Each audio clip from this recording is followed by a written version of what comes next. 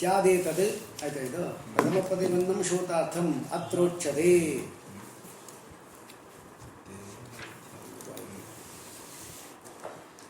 ತದೇತದ್ ಆದಿಭಾಷ್ಯಸ್ಯ ಸಂಗತಿತ್ರಯಂ ಅಪಿ ಅಸಂಗತಂ. ಅಂದರೆ ಈ ಸಂಗತಿ ಅವರು ಹೇಳಿರ್ತಕ್ಕಂಥ ಅದ್ವೈತ ಭಾಷ್ಯ ಪ್ರಕಾರವಾಗಿ ಏನು ಪ್ರಯೋಜನವನ್ನು ಸೂತ್ರದಲ್ಲಿ ಹೇಳಿದ್ದಾರೆ, ಆ ಪ್ರಯೋಜನದಿಂದ ಆಕ್ಷಿಪ್ತವಾಗಿರತಕ್ಕಂಥದ್ದು ಬಂಧ ಮಿಥ್ಯಾತ್ವ, ಅದು ಪ್ರಯೋಜನ ಅದು ಹೇಳಿದ್ದು. ಇನ್ನು ಬ್ರಹ್ಮ ಜಿಜ್ಞಾಸ ಅಂದರೆ ಬ್ರಹ್ಮ ವಿಷಯ ಅಂತ ಹೇಳಿದ್ದಾರೆ. ಬ್ರಹ್ಮ ವಿಷಯ ಅಂತ ಹೇಳಬೇಕಾದ್ರೆ ಆತ್ಮನೇ ಬ್ರಹ್ಮ, ಅವನಲ್ಲಿ ಕಂಡು ಬರತಕ್ಕಂಥ ಕರ್ತೃತ್ವ ಭೋಕ್ತೃತ್ವ ಅದು ಪಾರಮಾರ್ಥಿಕ ಆಯಿತು ಅಂದರೆ ಅಸಂದಿಗ್ಧ ಆಗಿಬಿಡುತ್ತೆ. ಸ್ವಾಭಾವಿಕ ಅಲ್ಲ, ಅಸಂದಿಗ್ಧ ಅಂತ ಆಗುತ್ತೆ, ಸಂದೇಹ ಇಲ್ಲ ಅಂತ ಆಗುತ್ತೆ ನಮ್ಮ ಬಗ್ಗೆ. ಆದರೆ ನಮ್ಮಲ್ಲಿರತಕ್ಕಂಥ ಕರ್ತೃತ್ವ ಭೋಕ್ತೃತ್ವ ಅದೆಲ್ಲ ಪಾರಮಾರ್ಥಿಕ ಅಂದರೆ ಏನು, ಸತ್ಯ ಅಂತ ಆಗೋಯ್ತು. ಸತ್ಯ ಅನ್ನೋದು ನಮಗೆ ಗೊತ್ತಿದೆ ಅಂತ ಆಯ್ತಲ್ಲ, ಪಾರಮಾರ್ಥಿಕ ಅನ್ನೋದು ಎಲ್ಲ ನಮ್ಮಲ್ಲಿ ಇದೆ ಅಂತ ಆಗೋಯ್ತು. ಅಂತ ಹೇಳಿದ ಮೇಲೆ ಹಾಗೇನಾಯಿತು, ವಿಷಯ ಎಂಬತಕ್ಕಂಥದ್ದು ಸಂದೇಹ ಇಲ್ಲ ಅಂತ ಆಯಿತು. ಹಾಗಾದ್ರೆ ಅಸಂದಿಗ್ಧ ಆಗೋಯಿತು. ಅಸಂದಿಗ್ಧ ಆಯಿತು ಅಂತ ಹೇಳಿದ್ರೆ ಜಿಜ್ಞಾಸ ಆಗೋದಿಲ್ಲ. ಆದ್ದರಿಂದ ವಿಷಯವನ್ನು ಇಲ್ಲಿ ಹೇಳಿದ್ರಿಂದಲೂ ಕೂಡ ನಾವು ಏನು ತಿಳ್ಕೋಬೇಕು, ವಿಷಯ ಎಂಬತಕ್ಕಂಥದ್ದೇನಿದೆ ಅದರಿಂದ ಆಕ್ಷಿಪ್ತವಾಗತಕ್ಕಂಥದ್ದು ಬಂಧ ಮಿಥ್ಯಾತ್ವ.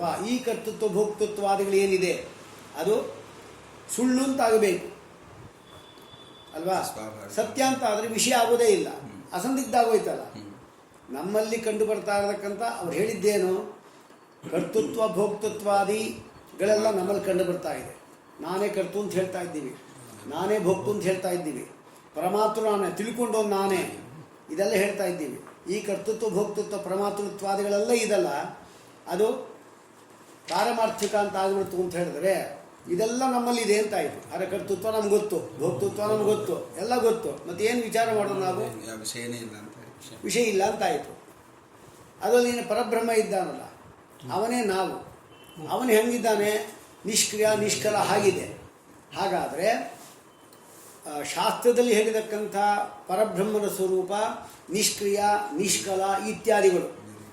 ನಮಗಿರತಕ್ಕಂಥದ್ದು ಯಾವುದು, ಕರ್ತೃತ್ವ ಭೋಕ್ತೃತ್ವ, ಅದು ಮಿಥ್ಯಾಭೂತವಾಗುತ್ತೆ.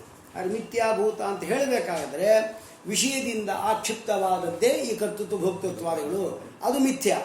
ಆದ್ದರಿಂದ ಶಂಕರಾಚಾರ್ಯ ಬಂಧ ಮಿಥ್ಯಾತ್ವ ಅಲ್ಲಿ ಹೇಳಿದ್ದಾರೆ. ಆದ್ದರಿಂದ ಇಲ್ಲ ಅಂತ ಹೇಗೆ ಹೇಳಿದ್ರಿ ಅಂತ ಹೇಳಿಕೊಂಡು ಇನ್ನು ಕೇವಲ ಬ್ರಹ್ಮಮೀಮಾಂಸಾ ಶಾಸ್ತ್ರಕ್ಕೆ ಮಾತ್ರ ಸಂಬಂಧಪಟ್ಟದ್ದಲ್ಲಿ ಬಂಧ ಮಿಥ್ಯಾತ್ವ ಸಕಲ ಶಾಸ್ತ್ರಗಳಿಗೂ ಕೂಡ ಉಪೋದ್ಘಾತ ರೂಪದಲ್ಲಿ ಇದೆ. ಆದ್ದರಿಂದ 3 ಸಂಗತಿಗಳನ್ನು ಹೇಳಿದರು. ಈ 3 ಸಂಗತಿಗಳು ಕೂಡ ಅದು ಸರಿಯಾದದ್ದಲ್ಲ ಅಂತ ಹೇಳ್ತಾ ಇದ್ದೀವಿ. ತದೇತತ್ ಆದಿಭಾಷ್ಯಸ್ಯ ಸಂಗತಿತ್ರಯಮಪಿ ಅಂದರೆ ಪ್ರಯೋಜನ ಆಕ್ಷಿಪ್ತವಾದದ್ದು ಬಂಧ ಮಿಥ್ಯಾತ್ವ, ವಿಷಯದಿಂದ ಆಕ್ಷಿಪ್ತವಾದದ್ದು ಬಂಧ ಮಿಥ್ಯಾತ್ವ, ಆಮೇಲೆ ಸಕಲ ಶಾಸ್ತ್ರಗಳಿಗೆ ಉಪೋದ್ಘಾತ ರೂಪವಾಗಿರೋದು ಬಂಧ ಮಿಥ್ಯಾತ್ವ ಅಂತ ಏನು ಸಂಗತಿತ್ರಯ ಹೇಳಿದ್ದಾರೆ. ಅದಿಷ್ಟು ಕೂಡ ತಪ್ಪು, ಅಸಂಗತ. ಅದು ತಥಾಹಿ ಯತ್ತಾವದುಕ್ತಂ, ಮೊದಲು ಹೇಳಿದ್ದು ಒಂದೊಂದೇ ಖಂಡನೆ ಮಾಡ್ಕೊಂಡು ಬರ್ತಾರೆ. ಈಗ ಯತ್ತಾವದುಕ್ತಂ ಸೂತ್ರಿತ ಪ್ರಯೋಜನಾಕ್ಷಿಪ್ತಂ ಬಂಧ ಮಿಥ್ಯಾತ್ವಮಿತಿ ತದಾಸತ್. ಮೊದಲು ಹೇಳಿದ್ದೇನು, ಸೂತ್ರದಲ್ಲಿ ಏನು ಹೇಳಿದ್ದಾರೆ ಅಂದರೆ ಬ್ರಹ್ಮಜ್ಞಾನ ಎಂಬತಕ್ಕಂಥದ್ದೇನಿದೆ, ಬ್ರಹ್ಮಜ್ಞಾನ, ಆ ಬ್ರಹ್ಮಜ್ಞಾನ ಎಂಬತಕ್ಕಂಥದ್ದು ಅನರ್ಥ ಹೇತು ನಿಬರಹಣ. ಅನರ್ಥ ಯಾವುದು, ಕರ್ತೃತ್ವ ಭೋಕ್ತೃತ್ವಾದಿಗಳೇ ಬಂಧವೇ ಅನರ್ಥ. ಇದಕ್ಕೆ ಮೂಲ ಕಾರಣ ಯಾವುದು, ಅಜ್ಞಾನ. ಅದನ್ನು ನಿವೃತ್ತಿ ಆಗುತ್ತೆ. ಹಾಗಾದರೆ ಬ್ರಹ್ಮಜ್ಞಾನ, ವೇದಾಂತ ಶಾಸ್ತ್ರ ವಿಚಾರ ಮಾಡಿದ್ರೆ ಬ್ರಹ್ಮಜ್ಞಾನ ಬಂತು, ಬ್ರಹ್ಮಜ್ಞಾನದಿಂದ ಅಜ್ಞಾನ ಹೋಯಿತು ಅಂತ ಹೇಳಿದರು. ಹಾಗಾದರೆ ಆಯಿತು, ಯತ್ತಾವದುಕ್ತಂ ಸೂತ್ರಿತಂ ಪ್ರಯೋಜನ, ಆ ಅನರ್ಥ ಹೇತು ನಿಬರಹಣ ಆಗಬೇಕಾಗಿದ್ದರೆ ಸೂತ್ರದಲ್ಲಿ ಬ್ರಹ್ಮಜ್ಞಾನದಿಂದ ಮೋಕ್ಷ ಬರುತ್ತೆ ಅಂತ ಹೇಳಿದರು. ಅಜ್ಞಾನ ನಿವೃತ್ತಿಯೇ ಮೋಕ್ಷ, ಇನ್ನೇನಿಲ್ಲ. ಬ್ರಹ್ಮಜ್ಞಾನ ಬಂದಾಗ ಅಜ್ಞಾನ ನಿವೃತ್ತಿ ಆಗುತ್ತೆ ಅಂದರೆ ಮೋಕ್ಷ ಆಗುತ್ತೆ ಅಂತ ಹೇಳಿದರು ಅಲ್ವಾ. ಮೋಕ್ಷ ಆಗಬೇಕಾಗಿದ್ದರೆ ಮೋಕ್ಷ ಹೆಂಗೆ ಸಿದ್ಧ ಆಯ್ತು ಅವರಿಗೆ, ಅಧಿಕಾರಿ ವಿಶೇಷಣತ್ವೇನ. ಮುಮುಕ್ಷ ಉಳ್ಳವನ ಅಧಿಕಾರಿ, ಮೋಕ್ಷ ವಿಶೇಷಣ. ಆದರೆ ಬ್ರಹ್ಮಜ್ಞಾನದ ಮೋಕ್ಷ ಆಗತ್ತೆ ಅಂತ ಹೇಳಿದ್ರೆ ಹಾಗೆ ಆಯಿತು. ಯಾವ ಒಂದು ಈ ಬಂಧ ಇದಲ್ಲ ಅದು ಸ್ವಾಭಾವಿಕ ಅಂತ ಆಗಿಬಿಡ್ತು ಅಂತ ಹೇಳಿದ್ರೆ ಆಗ ಜ್ಞಾನ ಬಂದ ಕೂಡಲೇ ಆ ಅಜ್ಞಾನ ನಿವೃತ್ತಿ ಎಂಬುದು ಆಗೋದಿಲ್ಲ. ಸ್ವಾಭಾವಿಕ ಹೋಗೋದೇ ಇಲ್ಲ, ಅದು ಸುಳ್ಳು ಅಂತ ಹೇಳಲೇಬೇಕು. ಹಾಗಾದರೆ ವೇದವ್ಯಾಸ ದೇವರು ಸೂತ್ರದಲ್ಲಿ ಏನು ಹೇಳಿದ್ದಾರೆ? ಸೂತ್ರದಲ್ಲಿ ಅಂದರೆ ಬ್ರಹ್ಮಜ್ಞಾನದಿಂದ ಅಜ್ಞಾನ ನಿವೃತ್ತಿ ಆಗತ್ತೆ. ಅಜ್ಞಾನ ಅಂದರೆ ಏನು? ಸಕಲ ಅನರ್ಥ ಹೇತು ನಿಬರಹಣ. ಅಂದರೆ ಅನರ್ಥ ಹೇತು ಅವಿದ್ಯ, ಅದನ್ನು ನಾಶ ಮಾಡುತ್ತೆ ಬ್ರಹ್ಮಜ್ಞಾನ ಅಂತ ಹೇಳ್ತಾ ಇದ್ದಾರೆ. ಆದರೆ ಬ್ರಹ್ಮಜ್ಞಾನದಿಂದ ಅಜ್ಞಾನ ಎಂಬತಕ್ಕಂಥದ್ದು ಹೋಗಬೇಕಾಗಿದ್ದರೆ ಅದು ಸ್ವಾಭಾವಿಕ ಆಗಿಬಿಡ್ತು. ನಮ್ಗೆ ಅಜ್ಞಾನ ಅಂದರೆ ಅದು ಹೋಗೋದೇ ಇಲ್ಲ. ಆದ್ದರಿಂದ ಅದು ಮಿಥ್ಯ ಅಂತ ಹೇಳಲೇಬೇಕು. ಅದಕ್ಕಾಗಿ ಬಂಧ ಮಿಥ್ಯಾತ್ವ ನಾವು ಹೇಳಿದ್ದು ಅಂತ ಹೇಳಿದರು. ಇದು ಆಕ್ಷೇಪ ಮಾಡೋದಿಲ್ಲ, ಇದೇ ತಪ್ಪು. ಎತ್ತಾವದುಕ್ತಂ ಸೂತ್ರದ ಪ್ರಯೋಜನ, ಸೂತ್ರದಲ್ಲಿ ಹೇಳಿರತಕ್ಕಂಥ ಪ್ರಯೋಜನದಿಂದ ಆಕ್ಷಿಪ್ತವಾದದ್ದೇ ಬಂಧ ಮಿಥ್ಯಾತ್ವ ಅಂತ ಹೇಳಿದರು. ತದ ಸತಿ, ಅದು ಸರಿಯಲ್ಲ. ಯಾಕೆ? ಯಾವುದು ಯಾವುದನ್ನು ಅಪೇಕ್ಷೆ ಪಡುತ್ತೆ ಎಂಬುದನ್ನು ತಿಳ್ಕೋಬೇಕಲ್ಲ ನೀವು. ಯಾವುದನ್ನು ಇವ್ರು ಹೇಳ್ತಾ ಇರೋದೇನು? ಬ್ರಹ್ಮಜ್ಞಾನದಿಂದ ಅಜ್ಞಾನ ನಿವೃತ್ತಿ ಆಗುತ್ತೆ ಅಂದರೆ ಮೋಕ್ಷ ಬರುತ್ತೆ ಅಂತ ಹೇಳ್ತಾ ಇದ್ದಾರೆ ವೇದವ್ಯಾಸ ದೇವರು. ಅಜ್ಞಾನದಿಂದ ಇದು ಹೋಗಬೇಕಾಗಿದ್ದರೆ, ಜ್ಞಾನ ಬಂದಾಗ ಅಜ್ಞಾನ ನಿವೃತ್ತಿ ಆಗಬೇಕಾಗಿದ್ದರೆ ಅದು ಸ್ವಾಭಾವಿಕ ಆಗಿದ್ದರೆ ಹೋಗೋದೇ ಇಲ್ಲ. ಹಾಗೆ ಬಂಧ ಮಿಥ್ಯಾಗಿರಬೇಕು ಅಂತ ಅವ್ರು ಹೇಳ್ತಾ ಇದ್ದಾರೆ. ಆದ್ದರಿಂದ ಬಂಧ ಮಿಥ್ಯಾತ್ವವನ್ನು ಆಕ್ಷೇಪ ಸಿದ್ಧ, ಅದು ಅಪೇಕ್ಷೆ ಪಡುತ್ತೆ ಅಂತ. ಆದರೆ ನಮಗೆ ಕಂಡಿರತಕ್ಕಂಥದ್ದು ಅರ್ಥಾಪತ್ತಿ ಅಂದರೆ ಏನು? ಆಕ್ಷೇಪ ಸಿದ್ಧ ಅಂದರೆ ಏನು? ನಮ್ಮ ಸಿಕ್ಕಿರತಕ್ಕಂಥದ್ದು ಅಂದರೆ ಹೀಗೆ, ಯಾವುದು ಯತ್ ಖಲು ಪ್ರಮಿತಮಪಿ ಅನುಪಪದ್ಯಮಾನಂ, ಪ್ರಮಿತವಾಗಿದೆ ಆದರೆ ಕೂಡ್ತಾ ಇಲ್ಲ ಪ್ರಕೃತಕ್ಕೆ, ಅದನ್ನು ಕೂಡಿಸ್ಲಿಕ್ಕೆ ಉಪಪತ್ತಿಗೋಸ್ಕರವಾಗಿ ಯಾವುದು ಯಾವುದನ್ನು ಅಪೇಕ್ಷೆ ಪಡುತ್ತೋ ಅದು ಅದನ್ನು ಆಕ್ಷೇಪ ಮಾಡುತ್ತೆ ಅಂತ ನಾವು ಹೇಳ್ತೀವಿ. ಅದಕ್ಕೆ ದೃಷ್ಟಾಂತ ಯಾವುದು? ಜೀವತಃ ದೇವದತ್ತಸ್ಯ, ಬದುಕಿರತಕ್ಕಂಥ ದೇವದತ್ತನು ಗೃಹೇ ಅಭಾವ, ಮನೆಯಲ್ಲಿ ಇಲ್ಲ. ಈಗೇನೋ ಸತ್ತೋಗಿಲ್ಲ ಅವನು, ಜೀವನ್ ಬದುಕಿರತಕ್ಕಂಥ ದೇವದತ್ತ ಮನೆಯಲ್ಲಿಲ್ಲ ಅಂದರೆ ಯಾವುದನ್ನು ಆಕ್ಷೇಪ ಮಾಡ್ತದೋ? ಅಂದರೆ ಬಹಿರ್ಭಾಗ, ಹೊರಗಡೆ ಇದ್ದಾನೆ ಅಂತ ಆಕ್ಷೇಪ ಮಾಡ್ತದೆ. ನಿಮ್ಮ ಪ್ರಕಾರ ಸೂತ್ರದಲ್ಲಿ ಹೇಳಿರ್ತಕ್ಕಂಥ ಪ್ರಯೋಜನದಿಂದ ಆಕ್ಷಿಪ್ತವಾದದ್ದು ಯಾವುದು? ಬಂಧ ಮಿಥ್ಯಾತ್ವ ಅಂತ ಹೇಳ್ತಾ ಇದ್ದೇನೆ. ಆದರೆ ಜ್ಞಾನ ಬಂದಾಗ ಮೋಕ್ಷ ಆಗತ್ತೆ ಅಂತ ಹೇಳುವಾಗ ಬಂಧ ಮಿಥ್ಯಾತ್ವ ಯಾಕೆ ಬೇಕು ಅಂತ ನಾವು ಕೇಳ್ತಾ ಇದ್ದೀವಿ. ಜ್ಞಾನ ಬಂದ ಕೂಡಲೇ ಮೋಕ್ಷ ಆಗತ್ತೆ ನಮಗೆ ಅಂತಿರುವಾಗ ಈ ಮಧ್ಯೆ ಬಂಧ ಮಿಥ್ಯಾತ್ವ ಯಾಕೆ ಬೇಕು? ಅಲ್ಲಾದ್ರೆ ಹಾಗಲ್ಲ. ಜೀವನ್ ದೇವದತ್ತ, ಅವನು ಬದುಕಿರುವ ದೇವದತ್ತ, ಮನೆಯಲ್ಲಿಲ್ಲ ಅಂದರೆ ಇನ್ನು ಅನುಪಪದ್ಯಮಾನ, ಅದು ಎಲ್ಲ ಇರಲೇಬೇಕು. ಆಗ ಒಂದನ್ನು ಆಕ್ಷೇಪ ಮಾಡುತ್ತೆ, ಯಾವುದನ್ನು? ಹೊರಗಡೆ ಇದ್ದಾನೆ ಅಂತ ಆಕ್ಷೇಪ ಮಾಡುತ್ತೆ. ಆದರೆ ಇಲ್ಲಿ ಜ್ಞಾನದಿಂದ ಅಜ್ಞಾನ ನಿವೃತ್ತಿ ಆಗುತ್ತೆ ಅಂತ ಹೇಳುವ ಮಧ್ಯೆ ಬಂಧ ಯಾಕೆ ಮುಖ್ಯ ಆಗಬೇಕು? ಅವ್ರು ಹೇಳಿದ್ದೇನು? ಸ್ವಾಭಾವಿಕ ಆಗ್ಬಿಡ್ತು ಅಂದರೆ ಜ್ಞಾನದ ನಿವೃತ್ತಿ ಆಗಲಿಕ್ಕೆ ಸಾಧ್ಯ ಇಲ್ಲ ಅಂತ. ಹಾಗೆ ನಿಯಮ ಏನಿಲ್ಲ. ಸತ್ಯಭೂತವಾಗಿರತಕ್ಕಂಥ ಯಾವುದು? ಸತ್ಯಭೂತವಾಗಿರತಕ್ಕಂಥ ವಿಷ, ಸರ್ಪ ಕಚ್ಚಿದ್ದ ವಿಷ, ಅದು ಸತ್ಯಭೂತವಾಗಿರತಕ್ಕಂಥ ಗರುಡೋದ್ಯಾನದಿಂದ ಹೋಗ್ತಾ ಇದೆ. ಹಾಗೆ ಸತ್ಯಭೂತವಾದದ್ದು ಹೋಗಲಿಕ್ಕೆ ಅಂತ ಅಂದರೆ ನಮ್ಮದ ಪ್ರಕಾರ ಅಲ್ವಾ? ಆದ್ದರಿಂದ ಅಜ್ಞಾನ ಎಂಬತಕ್ಕಂಥದ್ದು ಇರೋ ಸತ್ಯ ನಮಗೆ, ಅದು ಜ್ಞಾನ ಬಂದಾಗ ಹೋಗುತ್ತೆ ಅಂದರೆ ಸತ್ಯಭೂತವಾದದ್ದು ಇನ್ನೂ ಒಂದು ಆಕ್ಷೇಪ ಮಾಡಬೇಕು ಅವರು. ಏನು? ಸತ್ಯಭೂತವಾದದ್ದು ನಿವೃತ್ತಿ ಆಗೋ, ಆತ್ಮ ಕೂಡ ನಿವೃತ್ತಿ ಆಗಲಿ ಅಂತ ಹೇಳಬೇಕು. ನಾವೇನು ಹೇಳಿದ್ದು? ಯಾವುದ್ಯಾವುದು ಸತ್ತಾಗಿದೆ ಅದೆಲ್ಲ ನಿವೃತ್ತಿ ಆಗುತ್ತೆ ಅಂತ ಹೇಳಿಲ್ಲ. ಸತ್ತಾದ ನಿವೃತ್ತಿ ಆಗಬಹುದು ಅಂತ ಅಷ್ಟೇ ಹೇಳ್ತಾರೆ. ಯಾವುದ್ಯಾವುದು ಸತ್ತು ಅದೆಲ್ಲ ನಿವೃತ್ತಿ ಅಂತ ನಾವೆಲ್ಲ ಹೇಳಿದ್ವಿ, ಹಂಗೆ ಹೇಳಿಲ್ಲ. ಹಾಗೆ ವ್ಯಾಪ್ತಿ ಹಂಗಲ್ಲ. ಯತಿ ಯತ್ ಸತ್ವಂ ತನ್ ನಿವರ್ತದೆ ಅಂತ ನಾವು ಹೇಳಿಲ್ಲ ಅಲ್ವಾ? ಸತ್ತಾದ ನಿವೃತ್ತಿ ಆಗಬಹುದು, ಆಗಲೇ ಇದ್ದುದು ಇದೆ ಅಂತ ನಾವು ಹೇಳ್ತಾ ಇದ್ದೀವಿ ಅಲ್ವಾ? ಹಾಗೆ ಯಥಾ ದೇವತಾ ಜೀವತಃ ದೇವದತ್ತಸ್ಯ ಗೃಹೇ ಅಭಾವ ಬಹಿರ್ಭಾವಂ ನ ಪುನಃ ಶಬ್ದ ಅನಿತ್ಯತ್ವಂ. ಮತ್ತು ಶಬ್ದ ಅನಿತ್ಯತ್ವ ಯಾಕೆ ಅದು ಆಕ್ಷೇಪ ಮಾಡಬಾರ್ದು ಅಂದರೆ ಅದಕ್ಕೆ ಏನು ಸಂಬಂಧ ರೀ? ಶಬ್ದ ಅನಿತ್ಯತ್ವಕ್ಕೂ ಅವನು ಹೊರಗಡೆ ಇರಲಿಕ್ಕೆ ಏನು ಸಂಬಂಧ? ಬದುಕಿರತಕ್ಕಂಥ ದೇವದತ್ತ ಮನೆಯಲ್ಲಿ ಇಲ್ಲ ಅಂದರೆ ಅದಕ್ಕೆ ಸಂಬಂಧಪಟ್ಟದ್ದು ಯಾವುದು? ಹೊರಗಡೆನೇ ಇರಬೇಕು. ಅದು ಬಿಟ್ಟು ಶಬ್ದ ಎಂಬತಕ್ಕಂಥ ಅನಿತ್ಯತ್ವ ಯಾಕೆ ಆಕ್ಷೇಪ ಮಾಡಲ್ಲ ಅಂದರೆ ಸಂಬಂಧ ಇಲ್ಲ. ಹಾಗೆಯೇ ಜ್ಞಾನದಿಂದ ಅಜ್ಞಾನ ನಿವೃತ್ತಿ ರೂಪ ಮೋಕ್ಷ ಆಗುವಾಗ ಬಂಧ ಮಿಥ್ಯಾತ್ವ ಆಗಬೇಕು. ಬಂಧ ಮಿಥ್ಯಾತ್ವ ಬೇಕು ಅಂತ ಹೇಳೋದಾದರೆ ಹಾಗೇನಾಯಿತು? ಬದುಕಿರತಕ್ಕಂಥ ದೇವದತ್ತ ಮನೆಯಲ್ಲಿಲ್ಲ ಅಂದರೆ ಶಬ್ದ ಅನಿತ್ಯ ಆಗಲಿ ಅಂತ ಅದನ್ನು ಆಕ್ಷೇಪ ಮಾಡಬೇಕಾಗಿತ್ತು. ಹಾಗೇನು ಹೇಳ್ತೀವಿ ನೀವು? ಅದಕ್ಕೆ ಸಂಬಂಧ ಅಂದರೆ ಶಬ್ದ ಅನಿತ್ಯ ಇರಬೇಕು, ಇವರು ಮನೇಲಿ ಇಲ್ಲದೆ ಏನು ಸಂಬಂಧ ಅಂತ ಹೇಳ್ತೀವಿ. ಹಾಗೆ ಇಲ್ಲಿ ಕೂಡ ಅದೇ ಸಂಬಂಧ, ಏನು ಸಂಬಂಧವೂ ಇಲ್ಲ. ಜ್ಞಾನದಿಂದ ಅಜ್ಞಾನ ನಿವೃತ್ತಿ ಆಗುತ್ತೆ ಅಷ್ಟೇ, ಹೊರತ ಮಧ್ಯದಲ್ಲಿ ಬಂಧ ಮಿಥ್ಯಾತ್ವ ಆಗಬೇಕು ಅಂತ ನಾವು ಕೇಳೋದು. ಇದು ಒಂದಾಯಿತು. ಏವಂಚ ಪ್ರಯೋಜನತೆಯ ಉಕ್ತ, ಅದನ್ನು ಹೇಳ್ತಾ ಇದ್ದಾರೆ ಈಗ. ಇತ್ಯುಕ್ತೆ ಬಂಧ ಮಿಥ್ಯಾತ್ವ ಅನ್ನಲಿಕ್ಕೆ ಶ್ಲೋಕ ತಾತ್ಪರ್ಯ ಬರೀತಾ ಇದ್ದಾರೆ. ಏವಂಚ ಪ್ರಯೋಜನತೆಯ ಉಕ್ತ ಮುಕ್ತಿ, ಪ್ರಯೋಜನ ಹೇಳ್ತಾ ಇದ್ದಾರೆ. ಬ್ರಹ್ಮಜ್ಞಾನಕ್ಕೆ ಪ್ರಯೋಜನ ಯಾವುದು? ಮೋಕ್ಷ. ಅದು ಯದಿ ಬಂಧ ಮಿಥ್ಯಾತ್ವಂ ಅಪೇಕ್ಷೇತ, ಬಂಧ ಮಿಥ್ಯಾತ್ವನ ಅಪೇಕ್ಷೆ ಮಾಡೋದಾದರೆ ಆಗ ಅದನ್ನು ಆಕ್ಷೇಪ ಮಾಡ್ತಾ ಇತ್ತು. ಆದರೆ ಜ್ಞಾನದಿಂದ ಅಜ್ಞಾನ ನಿವೃತ್ತಿ ಆಗುತ್ತೆ ಅಂತ ಹೇಳ್ತಾ ಇರುವಾಗ ಬಂಧ ಮಿಥ್ಯಾತ್ವ ಯಾಕೆ ಆಕ್ಷೇಪ ಮಾಡುತ್ತಾರೆ? ಅದೇನು ಇಷ್ಟಪಡೋದೇ ಇಲ್ಲ. ನ ಚೈತದಸ್ತಿ, ಅದಿಲ್ಲ ಅಂತ ಹೇಳ್ತಾ ಇದ್ದಾರೆ. ಬಂಧ ನಿತ್ಯಾತ್ವ ನೈವ ಮುಕ್ತಿ ಅಪೇಕ್ಷತೆ. ಅಂದರೆ ಬ್ರಹ್ಮಜ್ಞಾನ ಬಂದಾಗ ಅನರ್ಥ ಹೇತು ನಿಬರ್ಹಣವಾಗತಕ್ಕಂಥದ್ದು, ಅನರ್ಥ ಹೇತುವಾಗತಕ್ಕಂಥ ಯಾವ ಒಂದು ಅಜ್ಞಾನ ಇದೆ ಅದು ನಿವೃತ್ತಿ ಆಗುವಾಗ ಬಂಧ ಮಿಥ್ಯಾತ್ವದ ಅಪೇಕ್ಷೆ ಯಾವುದೂ ಇಲ್ಲ. ಏವ ಶಬ್ದೇನ ಅನ್ಯಥೈವ ಉಪಪನ್ನತಾಂ ಸೂಚಯತಿ. ಇತ್ಯುಕ್ತೆ ಬಂಧ ಮಿಥ್ಯಾತ್ವ ನೈವ ನೈವ ಬೇಕೇ ಆಗಿಲ್ಲ. ಬಂಧ ಮಿಥ್ಯಾತ್ವ ಯಾವ ರೀತಿಯಿಂದಲೂ ಬೇಕಾಗಿಲ್ಲ ಅಂತ ಹೇಳ್ತಾ ಇದ್ದಾರೆ. ನೈವ ಅಂತ ಏವ ಶಬ್ದ ಹಾಕಿದ್ದಾರೆ. ಅದೇನದು? ಅನ್ಯಥೈವ ಉಪಪನ್ನತಾಂ ಅಂದರೆ ಅದು ಇಲ್ಲದೇ ಇದ್ದರೂ ಕೂಡ ನಡೆಯುತ್ತೆ ಅಂತ. ಯಾವುದಿಲ್ಲದೆ ಇದ್ದರೆ ಬ್ರಹ್ಮಜ್ಞಾನದಿಂದ ನಮಗೆ ಮೋಕ್ಷ ಆಗುವಾಗ ಬಂಧ ಮಿಥ್ಯಾತ್ವ ಅಪೇಕ್ಷೆ ಇಲ್ಲದೇ ಇದ್ದರೂ ಕೂಡ ನಡೆಯುತ್ತೆ. ಅದು ಅನ್ಯಥೈವ ಉಪಪತ್ತಿ ಅಂದರೆ. ಅನ್ಯಥಾಪಿ ಉಪಪತ್ತಿ, ಅನ್ಯಥೈವ ಉಪಪತ್ತಿ ಅಂತ ಎರಡಿದೆ ಅಲ್ವಾ? ಬೇರೆ ರೀತಿಯೂ ಕೂಡ ನಮಗೆ ಕೂಡಿಸ್ಲಿಕ್ಕೆ ಬಂದರೆ ಅನ್ಯಥಾಪಿ ಉಪಪತ್ತಿ, ಕೂಡಿಸ್ಲಿಕ್ಕೆ ಬರೋದಿಲ್ಲ ಅಂದರೆ ಏನು? ಅಪೇಕ್ಷೆ ಇಲ್ಲೇ ಇಲ್ಲ ಅಂತ ಹೇಳಬೇಕಾಗಿದ್ರೆ ಆ ಏವ ಶಬ್ದ ಹಾಕಿದ್ದ. ಅಂದರೆ ಏನು? ಅನ್ಯಥೈವ ಉಪಪನ್ನತಾಂ, ಅದು ಬೇಕೇ ಆಗಿಲ್ಲ ಅಂದರೆ ಏನು? ಬಂಧ ಮಿಥ್ಯಾತ್ವ ಇಲ್ಲದೇ ಇದ್ದರೂ ಕೂಡ ನಮಗೆ ಬ್ರಹ್ಮಜ್ಞಾನ ಬಂದ ಮೋಕ್ಷ ಆಗೋದು ಕಂಡಿದೆ ಅಂತ ಅರ್ಥ. ಅದಕ್ಕೆ ಕಥಂ, ಅದು ಹೇಗೆ ಅಂದರೆ ಉಕ್ತಮೇತತ್, ಮೊದಲು ಹೇಳಿದ್ವಲ್ಲ ನಾವು, ಜ್ಞಾನ ಬಂದ ಕೂಡಲೇ ಪ್ರಸನ್ನನಾಗತಕ್ಕಂತಹ ಪರಮೇಶ್ವರ ಏವ ಬಂಧ ನಿವೃತ್ತಿಂ ಕರೋತಿ. ಪರಮಾತ್ಮ ಪ್ರಸನ್ನ ಆದ ಬಂಧ ನಿವೃತ್ತಿ ಮಾಡ್ತಾ ಅಂತ ಹೇಳಿದ ಮೇಲೆ ಇನ್ನು ಮಧ್ಯೆ ಬಂಧ ಮಿಥ್ಯಾತ್ವ ಆಗಬೇಕು, ಅದು ಸುದ್ದಿನೇ ಇಲ್ಲ, ಬೇಕೇ ಆಗಿಲ್ಲ ಅಂತ ಹೇಳ್ತಾ ಇದ್ದಾರೆ.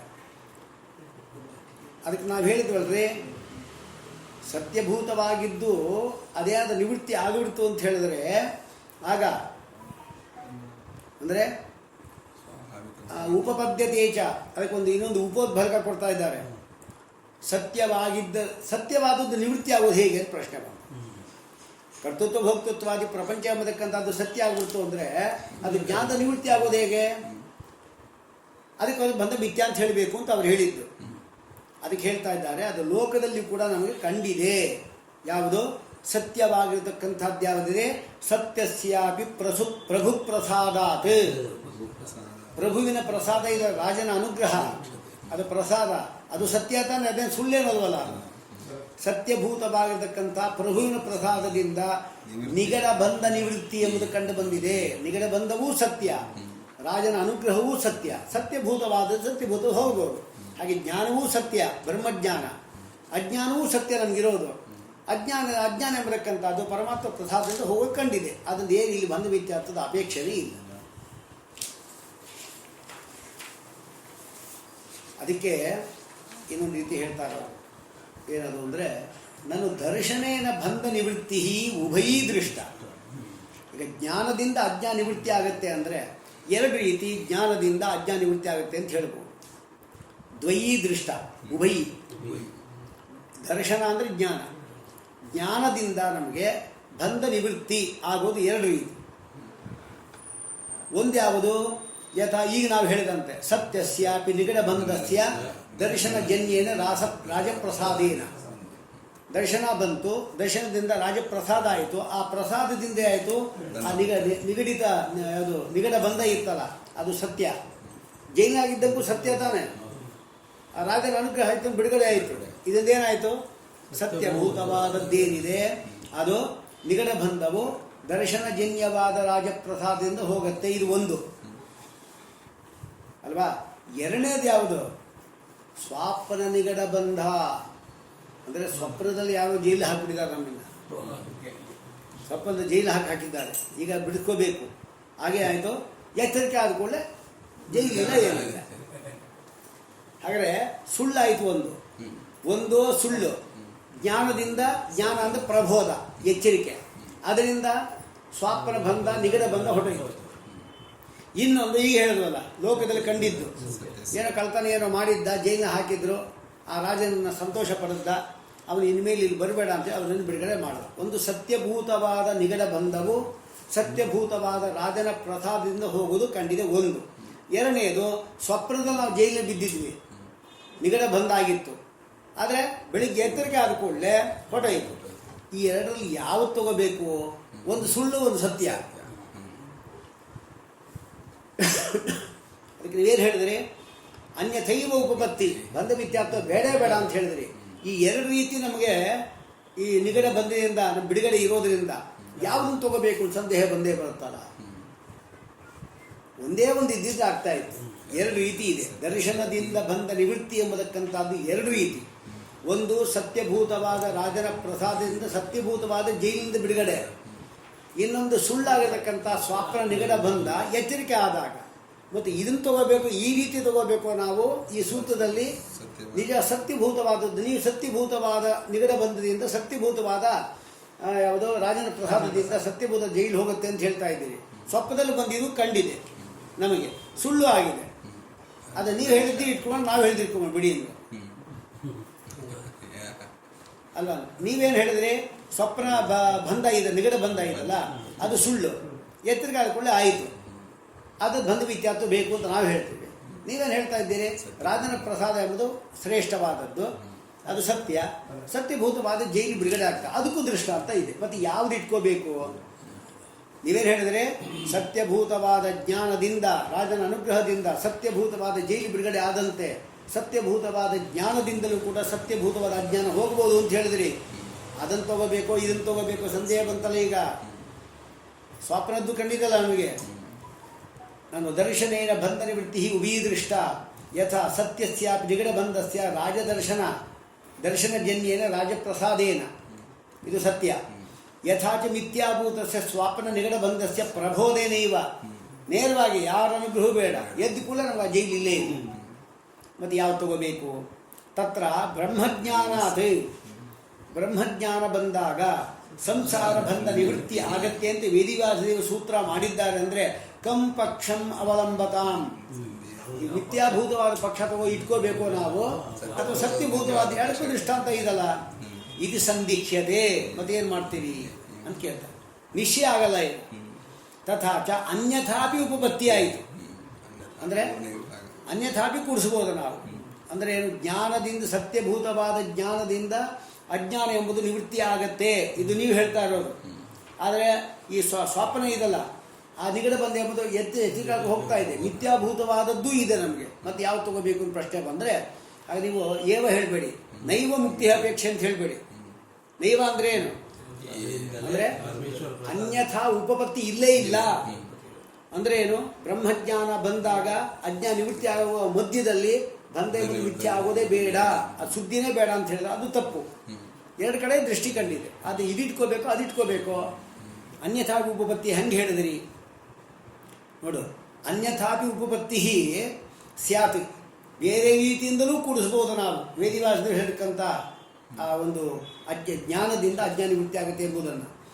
ನಾ ಅನ್ಯಥೈವ ಉಪಪತ್ತಿ, ಅನ್ಯಥೈವ ಉಪಪತ್ತಿಯಿಂದ ಏವ ಹೇಳಿದ್ರಲ್ಲ ಅದು ಕೂಡೋದಿಲ್ಲ ಅಂತ ಪ್ರಶ್ನೆ ಬಂದರೆ ಮೈವಂ ವಿಶೇಷೋಕ್ತಿಯ ನಿರ್ಣಯೋಪಪತ್ತೇ ಇತ್ಯೇತದರ್ಥೋಪಪಾದನಾಯ.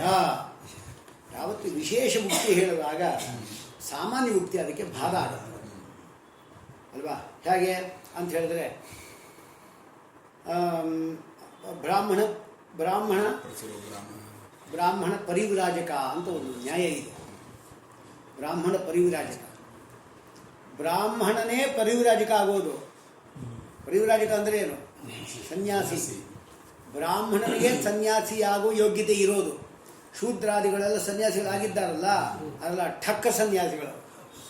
ಅವ್ರು ಆಗಲಿಕ್ಕೆ ಇಲ್ಲ, ಸನ್ಯಾಸಿಗಳು ಆಗೋಂಗೇ ಇಲ್ಲ. ಅವರು ಬ್ರಾಹ್ಮಣರು ಮಾತ್ರ ಇರೋದಷ್ಟೇ. ಇದು ನಿಯಮ. ಹಾಗಾದರೆ ಬ್ರಾಹ್ಮಣ ಅವನೇ ಪರಿವ್ರಾಜಕ ಆಗಬೇಕು ಅಂತ ಹೇಳ್ತಾ ಇರುವಾಗ ಬ್ರಾಹ್ಮಣ ಅಂತ ಯಾಕೆ ಪದ ಕೊಟ್ಟರು? ಬ್ರಾಹ್ಮಣನೇ ಪರಿವ್ರಾಜಕ ಆಗ್ತಾ ಇರುವಾಗ ಪರಿವ್ರಾಜಕ ಅಂದ್ರೂ ಸಾಕು ನಮಗೆ. ಸನ್ಯಾಸಿ ಅಂತ ಸಾಕು. ಬ್ರಾಹ್ಮಣ ಸನ್ಯಾಸಿ ಅಂತ ಯಾಕೆ ಕೊಟ್ಟರು? ಇದರಿಂದ ಏನು ಗೊತ್ತಾಗ್ತದೆ ನಮಗೆ? ಶೂದ್ರರು ಕೂಡ ಸನ್ಯಾಸಿಗಳು ಇದ್ದಾರೇನೋ ಅನಿಸ್ಬೋದು. ಅದು ಇರೋಂಗೆ ಇಲ್ವಲ್ಲ. ಆಗ ಬ್ರಾಹ್ಮಣ ಎಂಬತಕ್ಕಂಥದ್ದು ಸಾಮಾನ್ಯ, ಪರಿವ್ರಾಜಕ ಎಂಬತಕ್ಕಂಥದ್ದು ವಿಶೇಷ. ಕುರು ಪಾಂಡವ ನ್ಯಾಯ ಅಂತಿದೆ. ಕೌರವರು ಅವರು ಕುರುಗಳೇ, ಕೌರವರು ಕುರುಗಳೇ, ಪಾಂಡವರು ಕುರುಗಳೇ. ಕುರು ಎಂಬುದು ಮೂಲ ಪುರುಷ. ಮತ್ತು ಕೌರವ ಪಾಂಡವ ಅಂತ ಹೆಂಗೆ ಹೇಳಿದ್ರು ಅಂದರೆ ಸಾಮಾನ್ಯ. ಕುರು ಎಂಬತಕ್ಕಂಥದ್ದು ಸಾಮಾನ್ಯ, ಪಾಂಡವರು ಎಂಬುದು ವಿಶೇಷ. ಈ ಸಾಮಾನ್ಯ ವಿಶೇಷ ಭಾವ ಇರುತ್ತೆ. ಇಲ್ಲಿ ಹಾಗೇ ಇದೆ. ಇಲ್ಲಿ ಯಾವ ತಗೋಬೇಕು ನಾವು? ವಿಶೇಷ ಮುಕ್ತಿಯ. ಎಲ್ಲಿ ಹೇಳಿದರೆ ವಿಶೇಷ ಮುಕ್ತಿ ಅಂತ ಹೇಳಿದ್ರೆ ತರತಿ ಶೋಕಂ ಆತ್ಮವಿತ್ ಎಂಬುದು ವೇದ. ತರತಿ ಶೋಕಂ ಆತ್ಮವಿತ್ ಎಂಬತಕ್ಕಂಥ ಆಗಮ ಇದಲ್ಲ, ಅದು ಹೇಳ್ತಾ ಇದೆ. ಏನಂತ?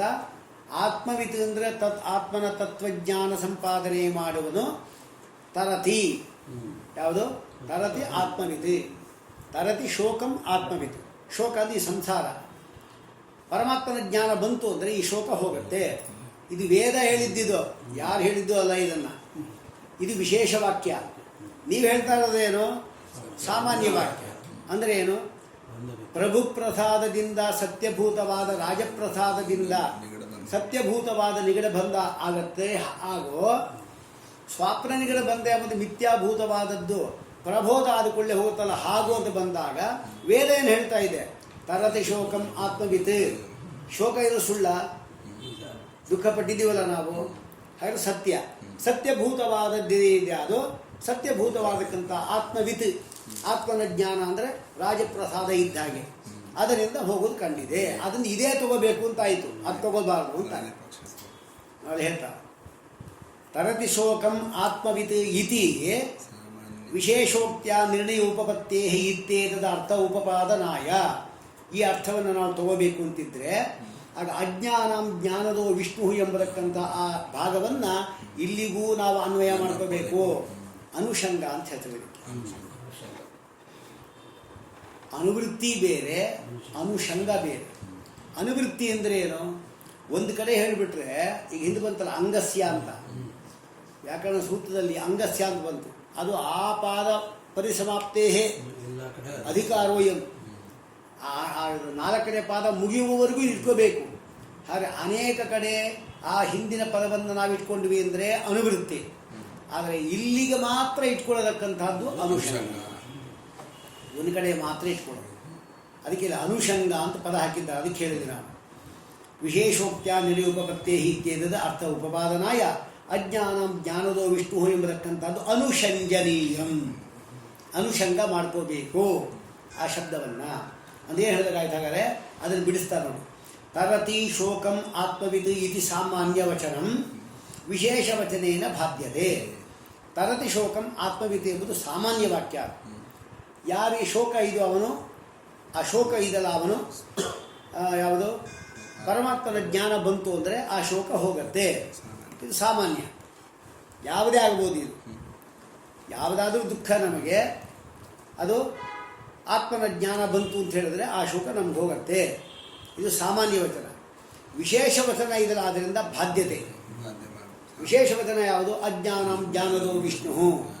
ಅಜ್ಞಾನಿಗಳಿಗೆ ಜ್ಞಾನವನ್ನು ಕೊಡುವವನು, ಜ್ಞಾನಿಗಳಿಗೆ ಮೋಕ್ಷ ಕೊಡುವವನು, ಮೋಕ್ಷದಲ್ಲಿ ಆನಂದ ಕೊಡುವವನು ಕೂಡ ಪರಮಾತ್ಮನೇ. ಇದು ವಿಶೇಷ ವಾಕ್ಯ.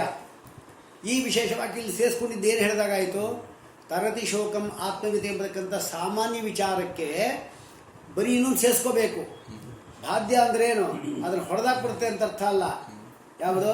ಅಜ್ಞಾನಂ ಜ್ಞಾನದೋ ವಿಷ್ಣು ಜ್ಞಾನಿನಾಂ ಮೋಕ್ಷದರ್ಶನ ಆನಂದದರ್ಶ ಮುಕ್ತಾನಂ ಎಂಬ ಶ್ಲೋಕ ಇದಲ್ಲ, ಅದು ಅಜ್ಞಾನಿಗಳಿಗೆ ಜ್ಞಾನ ಕೊಡೋನು ಪರಮಾತ್ಮನೇ ಅಲ್ವಾ? ಜ್ಞಾನಿಗಳಿಗೆ ಮೋಕ್ಷ ಕೊಡೋನು ಪರಮಾತ್ಮನೇ, ಮೋಕ್ಷದಲ್ಲಿ ಆನಂದ ಕೊಡುವವನು ಪರಮಾತ್ಮನೇ ಅಂತ ಈ ಶ್ಲೋಕ ಇದಲ್ಲ. ಇದನ್ನು ಇಲ್ಲಿ ಇಟ್ಕೊಂಡಿದ್ದರಿಂದ ಏನು ಅರ್ಥ ಹೇಳಿದಾಗಾಯಿತು? ತರತಿ ಶೋಕಂ ಆತ್ಮವಿತ್ ಅಂದರೆ ಆತ್ಮಜ್ಞಾನದಿಂದ ನಮಗೆ ಶೋಕ ಪರಿಹಾರ ಮಾಡ್ಕೊತಾನೆ ಅಂತ ಹೇಳ್ತಾ ಇದ್ದಾರಲ್ಲ, ಅದು ಸಾಮಾನ್ಯ. ಎಲ್ಲ ಕಡೆ ಅಷ್ಟೇ. ನಮ್ಗೆ ಯಾವ ವಸ್ತುವಿನ ಜ್ಞಾನ ಇದ್ದಿಲ್ಲ, ಆ ಜ್ಞಾನ ಬಂತು ಅಂದರೆ ನಮಗೆ ಆನಂದ ಉಂಟಾಗುತ್ತೆ, ಆ ದುಃಖ ಹೋಗುತ್ತೆ. ಇದು ಸಾಮಾನ್ಯ. ಇದು ವಿಶೇಷ ಯಾವುದು ಅಂದರೆ, ವಿಶೇಷ ಯಾವುದು ಅಂದರೆ ಎಲ್ಲರಿಗೂ ಕೂಡ ಆನಂದಾದಿಗಳು ಕೊಡೋದು ಕೂಡ ಮೋಕ್ಷದಲ್ಲಿ ಪರಮಾತ್ಮನೇ.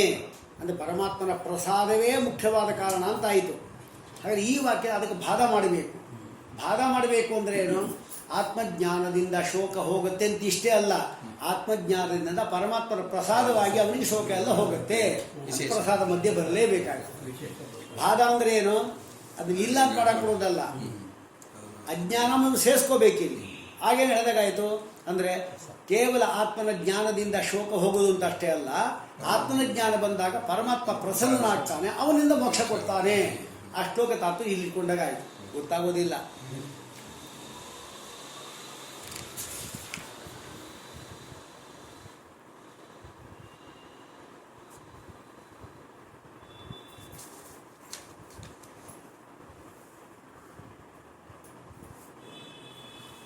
ಆಯ್ತಾ? ತರತಿ ಶೋಕ ಮಾಪಿ ಇದು ಸಾಮಾನ್ಯ ವಚನ, ವಿಶೇಷ ವಚನ ಬಾಧ್ಯತೆ. ಅದೇ ಬಾಧ್ಯತೆ ಅಂದ್ರೆ ಅರ್ಥ ಏನು? ಅದನ್ನು ಹೊಡೆದಾಕ್ಬಿಡುತ್ತೆ ಅಂತಲ್ಲ. ಇನ್ನೇನು ಅದರಲ್ಲಿ ನಾವು ಕೂಡ ಇಟ್ಕೋಬೇಕು ಅಂತ. ಯಾವುದನ್ನ? ಅಜ್ಞಾನಂ ಜ್ಞಾನದೋ ವಿಷ್ಣು ಎಂಬುದಕ್ಕಂಥ ಶ್ಲೋಕ ತಾತ್ಪರ್ಯ ಇಲ್ಲಿ ಇಟ್ಕೊಂಡಾಗ ಏನು ಹೇಳಿದಾಗಾಯಿತು? ತರತಿ ಶೋಕಂ ಆತ್ಮವಿತ್ ಅಂದರೆ ಪರಮಾತ್ಮನ ಜ್ಞಾನ ಸಂಪಾದನೆ ಮಾಡಿರೋನು ಶೋಕವನ್ನು ಕಳ್ಕೊತಾನೆ, ಇಷ್ಟೇ ಹೇಳಿದಾಗಾಯಿತು. ಅದು ಅಜ್ಞಾನ ಅನ್ನೋದು ಇಟ್ಕೋಬೇಕು ನಾವು. ಹಾಗೇನಾಯಿತು? ಆತ್ಮನ ಜ್ಞಾನ ಬಂದಾಗ ಶೋಕ ಹೋಗುತ್ತೆ ಅಂತ ಅಷ್ಟೇ ಅಲ್ಲ, ಆತ್ಮನ ಜ್ಞಾನ ಪರಮಾತ್ಮನ ಜ್ಞಾನ ಸಂಪಾದನೆ ಮಾಡಿದಾಗ ಪರಮಾತ್ಮ ಪ್ರಸನ್ನನಾಗ್ತಾನೆ, ಪ್ರಸನ್ನನಾಗಿ ಈ ಶೋಕವನ್ನು ಪರಿಹಾರ ಮಾಡ್ತಾನೆ ಅಂತ ಇಟ್ಕೋಬೇಕು ಅಂತ ಅರ್ಥ ಅಲ್ವಾ? ಅದಕ್ಕೆ ಅವರು ಪ್ರಶ್ನೆ ಮಾಡ್ತಾರೆ ನೋಡ್ರಿ, ಅಲ್ಲೊಂದು ವಾಕ್ಯ ಇದೆ ನೋಡಿ, ದೃಷ್ಟ್ವೈವ ತಂ ಮುಚ್ಯತೆ ನಾಪರೇಣ. ದೃಷ್ಟ್ವೈವ ನೋಡಿದ ಕೂಡಲೇ, ಇಲ್ಲಿ ನೋಡೋದೊಂದು ಜ್ಞಾನ, ಪರಮಾತ್ಮನ ಜ್ಞಾನ ಬಂದ ಕೂಡಲೇ ಮುಚ್ಚದೆ ಮೋಕ್ಷ ಆಗತ್ತೆ ಅಂತ ಹೇಳಿದ ಮೇಲೆ ದರ್ಶನಕ್ಕೂ ಮೋಕ್ಷಕ್ಕೂ ಮಧ್ಯೆ ಪ್ರಸಾದ ಯಾಕೆ ತರ್ತೀರಿ? ಅಲ್ಲಿ ಏನು ಏವ ಶಬ್ದ ಇದೆ ನೋಡಿ, ದೃಷ್ಟ್ವೈವ ಮುಚ್ಚತೆ, ಈ ಮಧ್ಯೆ ಇದೆಯಾ? ಅಲ್ಲಿ ಏನಿಲ್ಲ. ಅಂದರೆ ಏನು? ಸುಮ್ಮನೆ ಪ್ರಸಾದ ಆಗ್ತಿರ್ತೀವಿ. ಕತ್ತಲೇ ಬಂದಿದೆ, ದೀಪ ತಂದಿವೆ, ಕತ್ತಲೆ ಹೋಯಿತು, ಇಲ್ಲಿ ಯಾವ ರಾಜನ ಪ್ರಸಾದ ಬೇಕು? ಕತ್ತಲೆ ಹೋಗ್ಲಿಕ್ಕೆ ಅಂತ ಅವರ ಅಭಿಪ್ರಾಯ. ಕತ್ತಲೆ ಇತ್ತು, ದೊಡ್ಡ ದೀಪ ಹಚ್ಚಿದ್ವಿ, ಕತ್ತಲೆ ಹೋಯಿತು. ಕತ್ತಲೆ ಹೋಗಿ ತಾಳ್ರಿ, ದೀಪ ತಂದರೂ ಕೂಡ ರಾಜನ ಪ್ರಸಾದ ಆಗಬೇಕು ಅಂತ ಎಲ್ಲಿದೆ ಲೋಕದಲ್ಲಿ? ಯಾವ ಪ್ರಸಾದ ಬೇಡ ಅಂತ ಹೇಳಿದರೆ ದೃಷ್ಟ್ವೈವ ತಂ ಮುಚ್ಯತೆ ಇತಿ ಶ್ರುತಿ. ಆ ಶ್ರುತಿ ಎಂಬತಕ್ಕಂಥದ್ದು ದರ್ಶನ ಮತ್ತು ಮೋಕ್ಷವೂ ಅಂತರ. ದರ್ಶನ ಅಂದರೆ ಜ್ಞಾನ, ಮೋಕ್ಷ ಅಂದರೆ ಮೋಕ್ಷ ಆಗೋದು, ಅದರ ಮಧ್ಯದಲ್ಲಿ ನಾ ಕಿಂಚಿನ್ನ ಸಹತೆ, ಯಾವುದನ್ನು ಸಹಿಸೋದಿಲ್ಲ. ಅದರಿಂದ ಪ್ರಸಾದಗಳಿಗೆ ಬೇಕಾಗಿಲ್ಲ. ದೃಷ್ಟ್ವೈವ ತಂ ಮುಚ್ಯತೆ ನಾಪರೇಣ ಅಂತ ಹೇಳುವಾಗ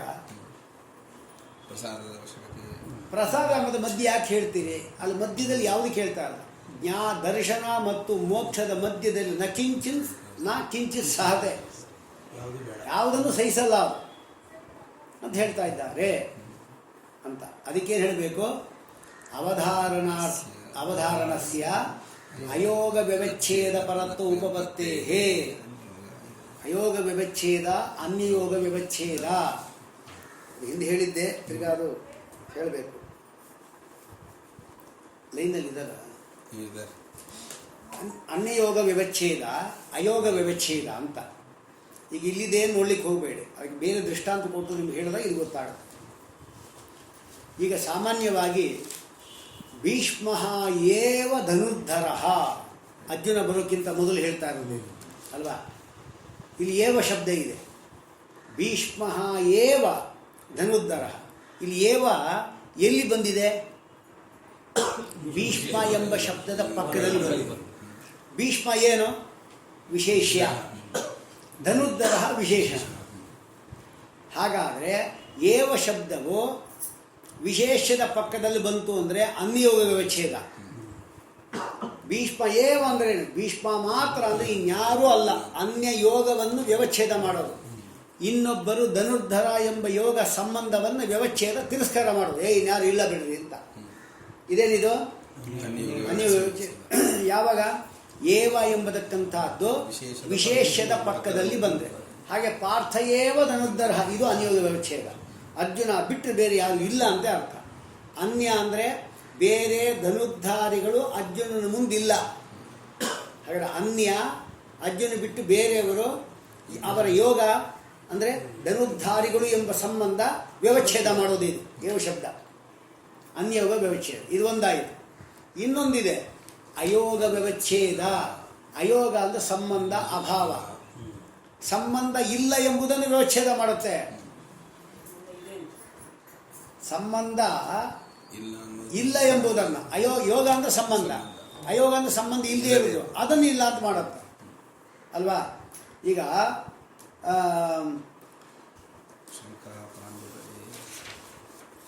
ಯಾರೋ ದೇವದತ್ತ ಅಂತ ಒಬ್ಬ ವ್ಯಕ್ತಿ ತೆಗೆದುಕೊಳ್ಳೋಣ.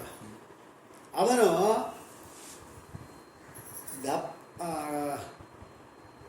ದಪ್ಪವಾಗಿಯೇ ಇದ್ದಾನೆ ಅಂತೇಳಿ. ದೇವದತ್ತನು ದಪ್ಪವಾಗಿಯೇ ಎಲ್ಲಿ ಬಂತು ಈಗ? ಆ ದಪ್ಪ ಎಂಬುದು ಪಕ್ಕದಲ್ಲಿ ಬಂದು ಮೊದಲು ಬಂದಿದ್ದಲ್ಲಿ ದೇವದತ್ತನೇ ದಪ್ಪ ಅಂದರೆ ಇನ್ಯಾರು ದಪ್ಪ ಅಲ್ಲ ಅಂತ ಅನ್ಯೋಗ ವ್ಯವಚ್ಛೇದ. ದೇವದತ್ತ ಏನಾಗಿದ್ದಾನೆ? ದಪ್ಪವೇ ಆಗಿದ್ದಾನೆ. ಈಗೆಲ್ಲ ವಿಶೇಷಣದಲ್ಲಿ ಬಂತು. ವಿಶೇಷಣ ಬಂದಾಗ ಏನಾಗತ್ತೆ ಅಂದರೆ ಅಯೋಗ ಶಬ್ದಕ್ಕೆ ಅಯೋಗ ಅಂದರೆ ಏನು? ಅವನು ದಪ್ಪ ಆಗದೆ ಯಾವತ್ತೂ ಇಲ್ಲ ಅಂದರೆ ಏನು?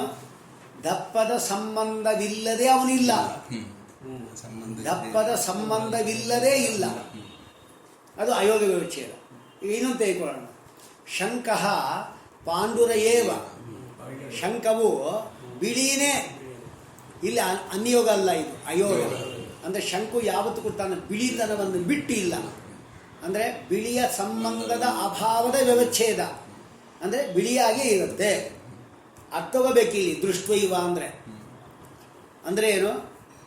ದರ್ಶನ ಆದ ಮೇಲೆ ಅವನಿಗೆ ಮೋಕ್ಷ ಆಗದೇ ಇಲ್ಲ ಅಂತಿಲ್ಲ. ಅದು ದೃಷ್ಟ್ವೈವ ತಮ್ಮುಚ್ಯತೆ ನಾಪರೇಣ ಅಂದರೆ ಅವ್ರು ಹೇಳ್ತಾ ಇದ್ದಿದ್ದೇನು? ದರ್ಶನ ಆದರೂ ಸಾಕು, ಇನ್ನೇನು ಬೇಡ ಅಂತ ಅನ್ಯೋಗ ವ್ಯವಚ್ಛೇದ ಅವ್ರು ಹೇಳ್ತಾ ಇರೋದು. ಅವ್ರಿಗೆ ಹೇಳ್ತಾ ಇದ್ದಾರೆ ಅಯೋಗ ವ್ಯವಚ್ಛೇದ ಇಲ್ಲಿ ಎಲ್ಲಿ? ದೃಷ್ಟೈವ ತಮ್ಮುಚ್ಯತೆ ನಾಪರೇಣ ಏವ ಶಬ್ದಕ್ಕೆ ಅಯೋಗ ವ್ಯವಚ್ಛೇದ ಅಂದರೆ ಏನು? ದರ್ಶನ ಆಯಿತು ಅಂದರೆ ಮೋಕ್ಷ ಆಗದೆ ಇರೋದೇ ಇಲ್ಲ. ಮೋಕ್ಷದ ಸಂಬಂಧದ ಅಭಾವದ ವ್ಯವಚ್ಛೇದ ಅಂದರೆ ಮೋಕ್ಷ ಆಗೇ ಆಗಿದೆ. ಇದು ಶಂಕಃ ಪಾಂಡುರ ನೋಡಿ. ದೃಷ್ಟೈವ ತಮ್ಮುಚ್ಯತೆ ಇತಿ ಶ್ರುತಿ ದರ್ಶನ ಮೋಕ್ಷವೂ ಅಂತರ ಕಿಂಚಿನ್ ನ ಸಹತೆ ಇತಿ ಚೇನ್ನ ಅವಧಾರಣಸ್ಯ ಅಯೋಗ ವ್ಯವಚ್ಛೇದ ಉಪಪತ್ತೇಹಿ. ಅನ್ಯೋಗ ವ್ಯವಚ್ಛೇದ ಅಲ್ಲ, ಅಯೋಗ ವ್ಯವಚ್ಛೇದ. ಹೆಂಗೆ ಹೇಳಬೇಕು? ದೃಷ್ಟೈವ ಅಂದ್ರೆ ಅರ್ಥ ಏನು? ದರ್ಶನ ಆಯಿತು, ಪರಮಾತ್ಮನ ದರ್ಶನ ಅಪರೋಕ್ಷ ಜ್ಞಾನ ಆಯಿತು ಅಂದರೆ ಮೋಕ್ಷ ಆಗದೆ ಇರೋದೇ ಇಲ್ಲ. ಅಯೋಗ ಮೋಕ್ಷದ ಸಂಬಂಧದ ಅಭಾವ ವ್ಯವಚ್ಛೇದ ಅಂದರೆ ಮೋಕ್ಷ ಸಂಬಂಧ ಉಂಟಾಗೇ ಆಗುತ್ತವನಿಗೆ ಅಂತ ಗೊತ್ತಾಯ್ತಾ? ಅಥವಾ ನಿಮ್ಗೆ ಯಾಕೆ ಅಷ್ಟು ಕಷ್ಟ? ಅಯೋಗ ವ್ಯವಚ್ಛೇದ ಬೇಡ, ಅನ್ಯೋಗ ವ್ಯವಚ್ಛೇದ ಅಂತ ಇಟ್ಕೊಳ್ಳೋಣ. ಏವ ಶಬ್ದಕ್ಕೆ ದೃಷ್ಟೈವತ ಮುಚ್ಯತೆ ಅಂತ ಹೇಳುವಾಗ ಅನ್ಯಯೋಗ ವ್ಯವಚ್ಛೇದ ಅಂತ ಇಟ್ಕೊಳ್ಳೋಣ. ಹಾಗೆ ಅನ್ಯೋಗ ವ್ಯವಚ್ಛೇದ ಮಾಡೋದು ಹೇಗೆ ಅಂದರೆ ಅದು ಹೇಳ್ತಾರೆ ನೋಡಿ. ದರ್ಶನಜನ್ಯಾದೇವ ಈಶ್ವರ ಪ್ರಸಾದಾತ್. ದರ್ಶನದಿಂದ ಉಂಟಾದ ಈಶ್ವರ ಪ್ರಸಾದದಿಂದಲೇ ಹೊರತು ಕರ್ಮದಿಂದ ಬಂದಿರತಕ್ಕಂಥ ಪ್ರಸಾದದಿಂದ ಮೋಕ್ಷ ಆಗೋದಿಲ್ಲ. ಅನ್ಯಯೋಗ ಈಗ ಅಂದರೆ ಏನು? ಕರ್ಮದಿಂದ ಪ್ರಸಾದ ಎರಡು ರೀತಿ ಬರ್ಬೋದು. ಪರಮಾತ್ಮನ ದರ್ಶನದಿಂದ ಪ್ರಸಾದ ಆಗ್ಬೋದು, ಶಾಸ್ತ್ರ ಓದಿ ಬರ್ಬೋದು. ಆಮೇಲೆ ಕರ್ಮವನ್ನು ಮಾಡಿದಾಗ ಪರಮಾತ್ಮ ಪ್ರಸನ್ನ ಆಗ್ತಾನೆ. ಕರ್ಮದಿಂದ ಪ್ರಸನ್ನನಾದಾಗ ಯಾವ ಲೋಕ ಸಿಗ್ಬೋದು ಅವರಿಗೆ? ಜನೋಲೋಕ, ತಪೋಲೋಕ. ಮೋಕ್ಷ ಅಲ್ಲ. ದರ್ಶನ ಅಪರೋಕ್ಷ ಜ್ಞಾನ ಇದಲ್ಲ, ಶಾಸ್ತ್ರಜನ್ಯ ಜ್ಞಾನ ಇದಲ್ಲ, ಅದರಿಂದ ಬಂದಿರತಕ್ಕಂಥ ಈಶ್ವರ ಪ್ರಸಾದವೇ ಮೋಕ್ಷ ಅಂತ ಹೇಳಿದ್ದರಿಂದ ಹೇಳಿದಾಗಾಯ್ತು. ಹಾಗಾದರೆ ದರ್ಶನಜನ್ಯವಾದ ಈಶ್ವರ ಪ್ರಸಾದದಿಂದಲೇ ಮೋಕ್ಷ ಆಗುತ್ತೆ ಹೊರತಾಗಿ ಕರ್ಮಾದಿ ಹೇತುಕಾದಿ ಈ ಅನ್ಯಯೋಗ ವ್ಯವಚ್ಛೇದ ಪರತ್ವ ಉಪಪತ್ತೇಶ್ಚ. ಅದು ಬೇಕಾದ್ರೆ ಇಟ್ಕೊಳ್ಳಿ. ಅಂದರೆ ಕರ್ಮದಿಂದಲೂ ಪ್ರಸಾದ ಆಗುತ್ತೆ, ಅದರಿಂದ ಮೋಕ್ಷ ಆಗೋದಿಲ್ಲ. ಪರಮಾತ್ಮನ ದರ್ಶನದಿಂದ ಏನು ಪ್ರಸಾದ ಅದರಿಂದಲೇ ಮೋಕ್ಷ. ಅನ್ಯೋಗ ವ್ಯವಚ್ಛೇದ ಇಟ್ಕೊಳ್ಳಿ, ಪರವಾಗಿಲ್ಲ.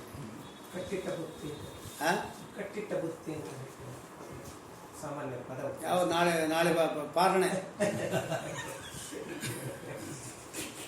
ಆಮೇಲೆ ಅಂದರೆ ಜ್ಞಾನ ಬಂದಾಗ ಮೋಕ್ಷ ಆಗುವುದು ಅದೇ ಅಯೋಗ ವ್ಯವಚ್ಛೇದ ಇಟ್ಕೊಂಡು ಕಟ್ಟಿಟ್ಟು ಬುತ್ತಿ ಅಂತ ಅರ್ಥ. ಅಯೋಗ ವ್ಯವಚ್ಛೇದ ತಗೊಂಡಾಗ ಅಲ್ವಾ? ಅನ್ಯೋಗ ವಿವಕ್ಷೆ ಇಟ್ಕೊಂಡಾಗಲೂ ಕೂಡ ಹೇಳ್ಬೋದು ಅಂತಲ್ಲ. ಕರ್ಮದಿಂದ ಉಂಟಾದಕ್ಕಂಥ ಪ್ರಸಾದ, ಪರಮಾತ್ಮ ಪ್ರಸಾದ ಎರಡಿದೆ ಅಂತಾಯಿತು. ಕರ್ಮದಿಂದಲೂ ಪ್ರಸನ್ನ ಆಗ್ತಾನೆ, ಜ್ಞಾನದಿಂದ ಪ್ರಸನ್ನ ಆಗ್ತಾನೆ. ಕರ್ಮದಿಂದ ಪ್ರಸನ್ನ ಆದ ಜನೋಲೋಕಾದಿ ಮೋಕ್ಷ ಇಲ್ಲ. ಆದರೆ ದರ್ಶನದಿಂದ ಉಂಟಾದಕ್ಕಂಥ ಪ್ರಸಾದ ಮಾತ್ರ ಮೋಕ್ಷ ಮೋಕ್ಷ. ಆದ್ದರಿಂದ ದೃಷ್ಟೈವ ಅರ್ಥ ಏನು? ದರ್ಶನದಿಂದ ಉಂಟಾಗಿರುವ ಪ್ರಸಾದದಿಂದಲೇ ಮೋಕ್ಷ ಹೊರತಾಗಿ ಕರ್ಮದಿಂದ ಉಂಟಾದ ಪ್ರಸಾದದಿಂದ ಅಲ್ಲ. ಪಾರ್ಥ ಮಾತ್ರ ಧನುರ್ಧರ ಹೊರತಾಗಿ ಬೇರೆ ಯಾರು ಅಲ್ಲ ಅಂತ ಹೇಳಿದ. ಆಮೇಲೆ ಅಸ್ತು ವಾ ಜ್ಞಾನಾತ್ ಬಂಧ ನಿವೃತ್ತಿ. ಆಯಿತು, ನೀವು ಹೇಳಿದಂತೆ ಜ್ಞಾನದಿಂದ ಈಗೆಲ್ಲ ಒಪ್ಕೊಂಡ್ರು. ಈಗ ಇಷ್ಟೊತ್ತು ಬಂಧ ಮಿಥ್ಯಾತ್ವ ಬೇಡೇ ಬೇಡ ಅಂತ ಹೇಳಿದ್ದವರು ಅಲ್ವಾ? ಆಯಿತು, ನೀವು ಹೇಳಿದಂತೆ ಜ್ಞಾನದಿಂದಲೇ ಬಂಧ ನಿವೃತ್ತಿ ಆಗತ್ತೆ ಅಂತ ತಿಳ್ಕೊಳ್ಳ. ಆದರೂ ಕೂಡ ಬಂಧ ಮಿಥ್ಯಾತ್ವ ವರ್ಣನೆ ಮಾಡಬೇಕಾದ ಅವಶ್ಯಕತೆ ಇಲ್ಲ. ತಥಾಪಿ ಬಂಧ ಮಿಥ್ಯಾತ್ವ ನೈವ ಮುಕ್ತಿ ಅಪೇಕ್ಷತೆ. ನಾವು ಹೇಳಿದ್ದೇನು? ಜ್ಞಾನದಿಂದ ಪರಮಾತ್ಮನ ಪ್ರಸಾದ, ಅದರಿಂದ ಬಂಧ ನಿವೃತ್ತಿ ಅಂತ ಹೇಳಿದ್ದು. ಅದು ನೀವು ಹೇಳಿದಂತೆ ಅಷ್ಟೇ ತಗೊಳ್ಳೋಣ. ಜ್ಞಾನದಿಂದ ಮಾತ್ರ ಬಂಧ ನಿವೃತ್ತಿ ಅಂತ ತಿಳ್ಕೊಳ್ಳೋಣ. ಮಧ್ಯ ಪ್ರಸಾದ ಬೇಡ, ನಿಮ್ಮ ಪಕ್ಷಕ್ಕೆ ನಾವು ಬರ್ತೇವೆ. ಆದರೂ ಕೂಡ ಮೋಕ್ಷ ಆಗಬೇಕಾಗಿದೆ, ಬಂಧ ಮಿಥ್ಯಾತ್ವ ಆಗಬೇಕಾಗಿಲ್ಲ. ತಥಾಪಿ ಬಂಧ ಮಿಥ್ಯಾತ್ವ ನೈವ ಮುಕ್ತಿ ಅಪೇಕ್ಷತೆ. ಕಥಂ? ಹೇಗೆ ಅಂದರೆ ನಹಿ ದೃಷ್ಟ ಸಾಮರ್ಥ್ಯಾತ್ ಜ್ಞಾನಾತ್ ಬಂಧ ನಿವೃತ್ತಿ ಏನ ಬಂಧ ಮಿಥ್ಯಾತ್ವ ಅಪೇಕ್ಷಿತ. ದೃಷ್ಟ ಸಾಮರ್ಥ್ಯ ಅಂತ. ದೃಷ್ಟ ಸಾಮರ್ಥ್ಯ ಅಂದರೆ ಏನು? ಎರಡು ರೀತಿ ಹೇಳು. ದೃಷ್ಟ ಸಾಮರ್ಥ್ಯ ಅಂದರೆ ಏನು ಹೇಳಿದ್ದಾರೆ? ದೃಷ್ಟ ಸಾಮರ್ಥ್ಯ ನೋಡಿ, ದಂಡಾದೇಹ ಪರಿಮಳ ನೋಡ್ರಿ. ದಂಡಾದೇಹ ಇವ ಅನ್ಯ ವ್ಯತಿರೇಕ ಅವಗತ ಶಕ್ತಿ ಕಾತು ಇತ್ಯರ್ಥ ಅಂತ. ಈಗ ದಂಡ ಎಂಬತಕ್ಕಂಥದ್ದು ಯಾವ ರೀತಿ ಲೋಕದಲ್ಲಿ ಘಟವನ್ನು ಕುರಿತು ಅನ್ವಯ ವ್ಯತಿರೇಕದಿಂದ ಕಾರ್ಯಕಾರಣ ಭಾವ ಸಿದ್ಧ ಆಯಿತು. ದಂಡ ಸತ್ವೇ ಘಟ ಸತ್ವಂ, ದಂಡಾಭಾವೇ ಘಟಾಭಾವ, ಅನ್ವಯ ವ್ಯತಿರೇಕ. ಹಾಗೆ ಜ್ಞಾನ ಇದ್ರೆ ಮೋಕ್ಷ ಅಷ್ಟೇ ಹೊರತಾಗಿ ಬಂಧ ಮಿಥ್ಯಾತ್ವ ಇದ್ರೇನೆ ಮೋಕ್ಷ, ಇಲ್ಲದ್ರೆ ಇಲ್ಲ ಅಂತಿಲ್ಲ. ಅದು ದೃಷ್ಟ ಸಾಮರ್ಥ್ಯ ಅಂತ. ಲೋಕದಲ್ಲಿ ಏನು ಕಂಡು ಬಂದಿದೆ ನಮಗೆ? ಲೋಕದಲ್ಲಿ ಅಂದರೆ ದಂಡ ಎಂಬತಕ್ಕಂಥದ್ದಕ್ಕೆ ಮತ್ತು ಕಾರ್ಯವಾದ ಘಟಕ್ಕೂ ಅನ್ವಯ ವ್ಯತಿರೇಕದಿಂದ ಕಾರ್ಯಕಾರಣವಾದ ಸಿದ್ಧ ಆಗಿದೆ. ಕಾರ್ಯ ಯಾವುದು? ಘಟ. ದಂಡ ಯಾವುದು? ಕಾರಣ. ಹಾಗೆ ದಂಡ ಇದ್ರೆ ತಾನೇ ಮಡಕೆ ಆಗೋದು. ಅದೇ ಬೇಕು ಅಂತ ದಂಡ ಆಗಬೇಕು. ಯಾಕೆ ದಂಡ ತಿರ್ಸ್ಬೇಕು? ಕೈಯಿಂದ ಇಟ್ಕೊಂಡೆ ತಿರ್ಸಿದ್ರೆ ಆಗ. ಆದರೆ ಅಷ್ಟು ಸ್ಪೀಡ್ ಬರಲ್ಲ. ಕೈಯಿಂದ ತಿರುಗಿಸಿದ್ರೆ ನಾವು ದಂಡಕ್ಕೆ ಇದಕ್ಕೆ ಹಾಕ್ಬಿಟ್ಟು ಚಕ್ರಕ್ಕೆ ಹಾಕಿ ತಿರುಗಿದಾಗ ಸ್ಪೀಡ್ ಬರುತ್ತೆ, ಆಗ ಬೇಗ ಮಡಕೆ ಆಗ. ಇಲ್ಲ, ಅದೆಲ್ಲ ಒಪ್ಪಿದ್ದಾರೆ. ಅಂದರೆ ಏನು? ಹಾಗಾದರೆ ದೃಷ್ಟ ಸಾಮರ್ಥ್ಯ ಅಂದರೆ ಏನು? ಲೋಕದಲ್ಲಿ ನಮಗೆ ಘಟ ಆಗಬೇಕಾಗಿದ್ದರೆ ದಂಡ ಎಂಬುದಕ್ಕಂಥದ್ದು ಏನಾಗಿದೆ?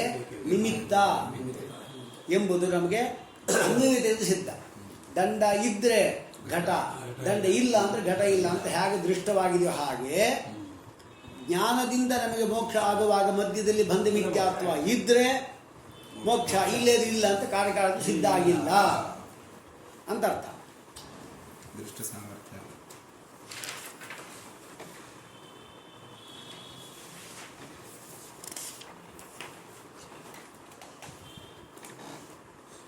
ನೋಡಿ, ಶ್ರೀನಿವಾಸ ತೀರ್ಥರು ಇನ್ನೊಂದು ದೃಷ್ಟಾಂತ ಕೊಡ್ತಾರೆ. ಪ್ರಬೋಧಸ್ಯ ಸ್ವಾಪ್ನ ನಿಗಡ ಬಂಧ ನಿವರ್ತಕತ್ವ ಸಾಮರ್ಥ್ಯಸ್ಯ ದೃಷ್ಟತ್ವಾದ ಅಲ್ವಾ? ಪ್ರಬೋಧ ಇದೆ ನಮಗೆ, ಎಚ್ಚರಿಕೆ.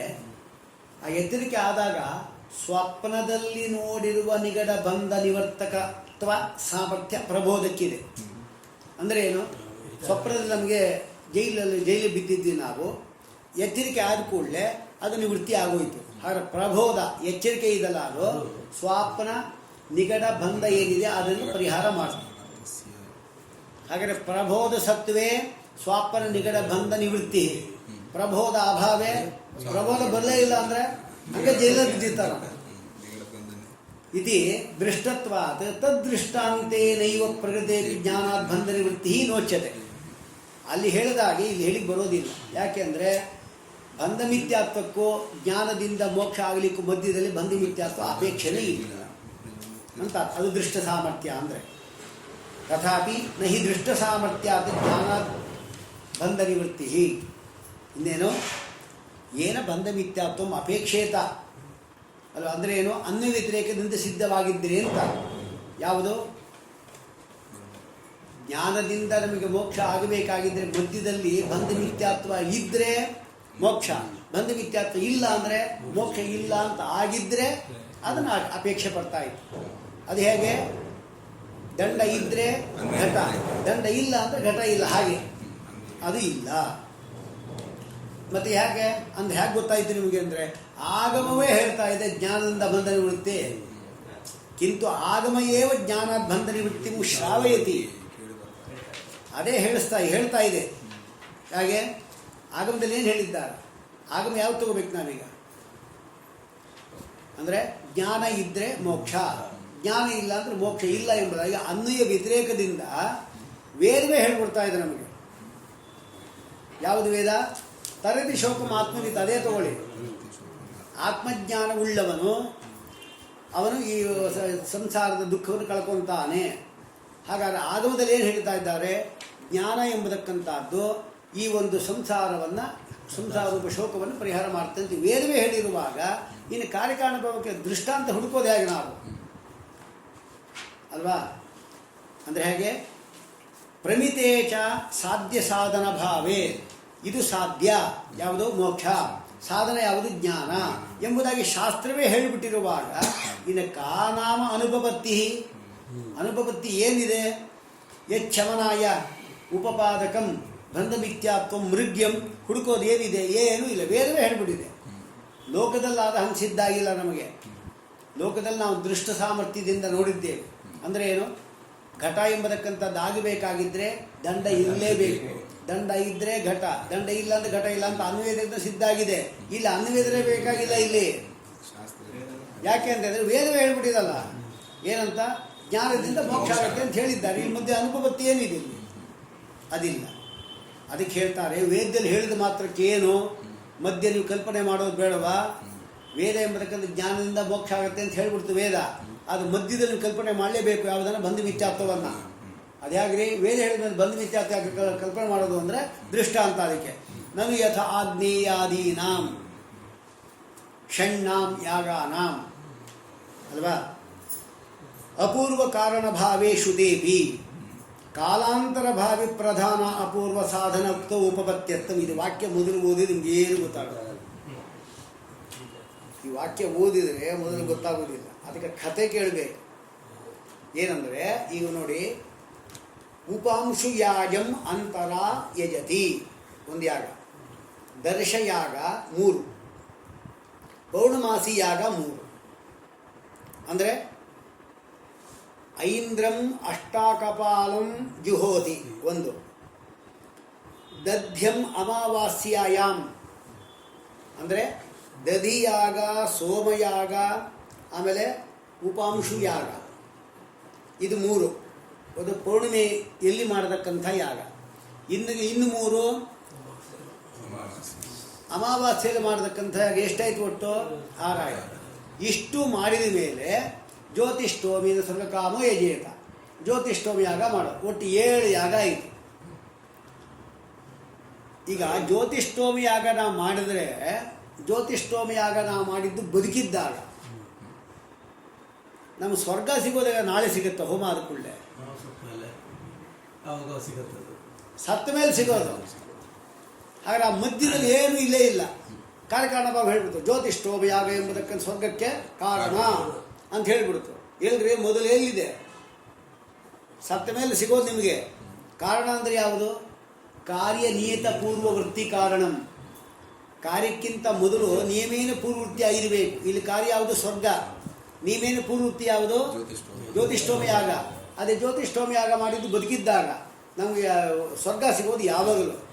ಆಗ ಮಧ್ಯೆ ಏನು ಕಲ್ಪನೆ ಮಾಡ್ತೀರಿ? ಒಂದು ಅಪೂರ್ವ ಅಂತ ಒಂದು ಕಲ್ಪನೆ ಮಾಡ್ಕೊತೀರಿ. ಅಂದರೆ ಜ್ಯೋತಿಷ್ಠೋಮ ಯಾಗ ಮಾಡಿದಾಗ ಒಂದು ಅಪೂರ್ವ ಹುಟ್ಟಿತ್ತು. ಆ ಅಪೂರ್ವದಿಂದ ಮೋಕ್ಷ ಸ್ವರ್ಗ ಆಯಿತು ಅಂತ ಹೇಳಬೇಕು. ಹಾಗೆ ಇಲ್ಲಿಯೂ ಕೂಡ ಜ್ಞಾನದಿಂದ ನಿಮಗೆ ಬಂಧ ನಿಮಿತ್ತ ಆಗುತ್ತೆ ಅಂತ ಹೇಳಿದ್ರು ಕೂಡ ಮಧ್ಯದಲ್ಲಿ ಒಂದು ಕಲ್ಪನೆ ಮಾಡಲೇಬೇಕು. ಅದೇ ಬಂಧ ಮಿಥ್ಯಾತ್ವ ಅಂತ ಅವ್ರು ಹೇಳ್ತಾರೆ. ಹಾಗೆ ಇದಕ್ಕೆ ಮೊದಲು ನೀವು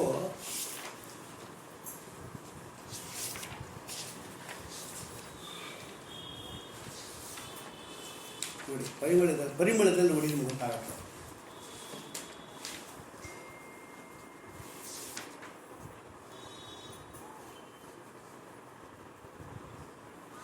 ತತ್ತತಾರಾತ ಮೂಲತ್ವ ಎಂಬಲ್ಲಿ ವ್ಯಾಖ್ಯಾನ ಮಾಡುವ ನಾವು ಹೇಳಿಬಿಟ್ಟಿದ್ದೇವೆ ಅಂತ ಹೇಳ್ತಾ ಇದ್ದಾರೆ ಅಲ್ವಾ. ಅಲ್ಲಿ ಪ್ರಧಾನ ಅಪೂರ್ವ ಅಂತ ಹೇಳಿದರು. ಈ ವಾಕ್ಯ ನೋಡಿ, ಈಗ ದರ್ಶ ಪೂರ್ಣಮಾಸಾಭ್ಯಾಂ ಸ್ವರ್ಗಕಾಮ ಯಜೇತ. ದರ್ಶ ಮತ್ತು ಪೂರ್ಣಮಾಸ ಯಾಗಗಳಿಂದ ಸ್ವರ್ಗಕಾಮನಾದವನು ಯಾಗ ಮಾಡಬೇಕು. ಅಲ್ಲಿ ವಿಧಿ ಪ್ರತ್ಯಯ ಬೋಧ್ಯವಾದ ಸ್ವರ್ಗ ಅದು ಅಪೂರ್ವಂ ಪ್ರತಿ ಯಾಗ ಕರಣತ ಅವಗಮಾತಿ. ಯಾಗದಿಂದ ಏನು ಬಂತು ನಮಗೆ? ಅಪೂರ್ವ ಹುಟ್ಟು ಅಷ್ಟೇ, ಸ್ವರ್ಗ ಸಿಗಲಿಲ್ಲ. ಆದರೆ ಕಾರಣಭಾವ ಏನು ಹೇಳ್ತಾ ಇದ್ದಾರೆ? ಜ್ಯೋತಿಷ್ಠೋಮ ಯಾಗದಿಂದ ಸ್ವರ್ಗ ಬರುತ್ತೆ ಅಂತ ಹೇಳ್ತಾ ಇದ್ದಾರೆ. ಆದರೆ ಜ್ಯೋತಿಷ್ಠೋಮ ಯಾಗ ಬದುಕಿದ್ದಾಗ ಸ್ವರ್ಗ ಸಿಗೋದು ಆಮೇಲೆ, ಮತ್ತು ಕಾರ್ಯಕಾರಣಭಾವ ಮಧ್ಯೆ ಗ್ಯಾಪ್ ತುಂಬ ಬಂತಲ್ಲ. ಅದಕ್ಕೆ ಪ್ರಾಭಾಕರರು ಮತ್ತು ಭಾಟ್ಟರು ಏನಿದ್ದಾರೆ ಪ್ರತ್ಯೇಕವಾಗಿ ಅಪೂರ್ವ ಅಂತ ಒಪ್ಪಿದ್ದಾರೆ. ಇಡೀ ಅಷ್ಟಕ್ಕೂ ಸೇರಿ ಒಂದು ಅಪೂರ್ವ ಹುಟ್ಟತ್ತೆ ಅಂತ ಹೇಳ್ಬಿಟ್ಟು ಪ್ರಾಭಾಕರರು. ಇವರು ಪ್ರತ್ಯೇಕವಾಗಿ 7 ಅಪೂರ್ವ ಹುಟ್ಟತ್ತೆ ಅಂತ ಇವರು ಭಾಟ್ಟರು. ಯಾವುದ್ಯಾವುದು ನೋಡಿ, ಅಮಾವಾಸ್ಯಾಯಾಮ್ ಸಿಕ್ತಾ ಕ್ರಿಯಮಾಣ ದರ್ಶತ್ರಿಕೇಣ. ಅಮಾವಾಸ್ಯಲ್ಲಿ ಮಾಡತಕ್ಕಂಥ ಅಮಾವಾಸ್ಯಾದಿ 3 ಯಾಗಗಳಿಂದ ಪೌರ್ಣಮಾಸ್ಯಾಂ ಕ್ರಿಯಮಾಣೇನ ಪೂರ್ಣಮಾಸತ್ರಿಕೇಣ ಮಿಲಿತ್ವ ಏಕಂ ಸ್ವರ್ಗಜನಕಂ ಪ್ರಧಾನ ಅಪೂರ್ವಂ ಜಾಯತೆ. ಇದು ಪ್ರಾಭಾಕರ ಮತ. ಅಷ್ಟು ಸೇರಿ ಒಂದು ಅಪೂರ್ವ ಹುಟ್ಟತ್ತೆ. ಅಪೂರ್ವ ಅಂದರೆ ಏನು? ಪುಣ್ಯ ವಿಶೇಷ. ಮೋಕ್ಷ ಸ್ವರ್ಗ ಹೊಂದಬೇಕಾದರೆ ಪುಣ್ಯ ವಿಶೇಷ ಹುಟ್ಟತ್ತೆ. ತತ್ರ ತ್ರಿಕದ್ವಯಸ್ಯ ವ್ಯವಹಿತತ್ವಾತ್ ಅಲ್ವಾ, ಅಡ್ಡ ಇದೆ, ಮೋಕ್ಷಕ್ಕೆ ಇದೆ, ಸ್ವರ್ಗಕ್ಕೆ ಇದಕ್ಕೆ. ಏಕೈಕೇನ ಪ್ರಧಾನ ಅಪೂರ್ವ ಅವರು ಹೇಳೋದು ಭಟ್ಟರು. ಒಂದೊಂದು ಯಾಗ ಮಾಡೋ ಒಂದೊಂದಿಂದ ಒಂದು ಅಪೂರ್ವ ಹುಡ್ತು. ಒಂದು 3 ಆಯ್ತಲ್ಲ, 3ರಿಂದ ಸಂಘಾತ ಅಪೂರ್ವ ಹುಡ್ತು. 3ರಿಂದ ಒಂದು ಅಪೂರ್ವ. ಮೊದಲು ಒಂದೊಂದರಿಂದ ಒಂದೊಂದು ಅಪೂರ್ವ 3 ಆಯಿತು. ಆ 3 ಸೇರಿ ಒಂದು ಅಪೂರ್ವ, ಅದು ಸಂಘಾತ ಅಪೂರ್ವ. ಆಮೇಲೆ ದರ್ಶ ತಗೊಳ್ಳಿ, ಅಲ್ಲಿ 3 ಇದೆ. ಅಲ್ಲಿಂದ 3ರಿಂದ ಪ್ರತ್ಯೇಕ ಅಪೂರ್ವ 3. ಆಮೇಲೆ 3ರಿಂದ ಸೇರಿ ಒಂದು ಸಂಘಾತ ಅಪೂರ್ವ. ಇದಿಷ್ಟಿಂದ ಸೇರಿ ವಿಶಿಷ್ಟ ಅಪೂರ್ವ 7 ಅಪೂರ್ವ ಹುಟ್ಟತ್ತೆ ಅಂತ ಹೇಳ್ತಾ ಇದ್ದಾರೆ. ಅದು 7 ಅಪೂರ್ವದಿಂದ ಏನಾಯಿತು? ನಮಗೆ ಸ್ವರ್ಗ ಸಿಗತ್ತೆ. ಹಾಗಾದರೆ ವೇದ ಹೇಳಿದ್ದೇನೋ ಸ್ವರ್ಗಕಾಮ ಜ್ಯೋತಿಷ್ಠೋಮಿ ಯಜೇತ ಅಂತ. ಆದರೆ ಮಧ್ಯದಲ್ಲಿ 7 ಅಪೂರ್ವ ಕಲ್ಪನೆ ಮಾಡಿದ್ರು ವೇದ ಹೇಳಿದ್ರೂ ಕೂಡ. ಹಾಗೆ ಇಲ್ಲಿ ಕೂಡ ದೃಷ್ಟೈವ ತರತಿ ಶೋಕಂ ಆತ್ಮವಿತ್ ಅಂತ ಹೇಳಿದ್ರು ಕೂಡ ಮಧ್ಯದಲ್ಲಿ ಬಂದ ಮಿಥ್ಯಾರ್ಥ ನಾವು ಕಲಿಯಬೇಕು. ಅದು ವೇದ ಹೇಳಿದ ಮಾತ್ರಕ್ಕೆ ನಾವು ಮಧ್ಯೆ ಯಾವುದು ಕಲ್ಪನೆ ಮಾಡಬೇಕು ಅಂತೇನಿಲ್ಲ ಅಂತ ಅವ್ರ ಪ್ರಶ್ನೆ.